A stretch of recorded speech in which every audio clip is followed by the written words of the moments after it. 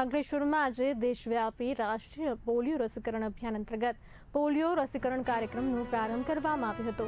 આરોગ્ય વિભાગ દ્વારા શહેર અને જીઆઈડીસી વિસ્તારમાં મળી કુલ 70 જેટલા બૂથ ઊભા કરવામાં આવ્યા હતા અને 280 જેટલા કર્મચારીઓ પોલિયો રસીકરણની કામગીરીમાં જોડાયા।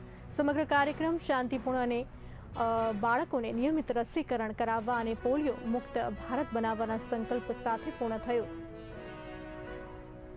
In charge medical officer urban health centre Ankleshwar GIDC आज रोज राष्ट्रीय पल्स पोलियो अभियान अंतर्गत आज तमाम जीआईडीसी विस्तार તેમજ શહેરી વિસ્તારમાં 0 થી 5 વર્ષના તમામ બાળકોને પોલિયોના 2 ટીપા આપવામાં આવશે, જેથી બાળકો પોલિયો રહિત થઈ જાય અને એમને પોલિયોનો ચેપ ન લાગે। તો મારી તમામ જનતાને વિનંતી છે કે આજ રોજ 0 થી 5 વર્ષના તમામ બાળકોને પોલિયોના 2 ટીપા પીવડાવે। આજે પલ્સ પોલિયો ડે છે, પોલિયો રવિવાર કે આપણે, અને એ પહેલા છે અમે રોજના અમે 15-20 કેસ પેશન્ટ પોલિયોને જોતા હતા।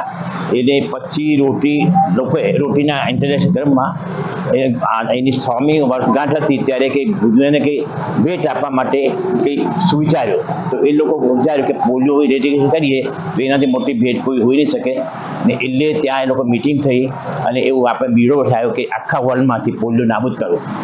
એના માટે એ લોકો WHO મળ્યા અને બધાને નક્કી કર્યું। તો એને WHO કે એક રોટીનો પ્રોગ્રામ હતો, એટલે એકલું રોટી પહેલાં મેન પાવર નહીં હતો કે બધે પહોંચી વળે એક સાથે, અને પોલિયો એજ્યુકેશન મતલબ એક જ દિવસે એકી સાથે બધા બાળકોને પોલિયો આપવો એ અગત્યનું છે।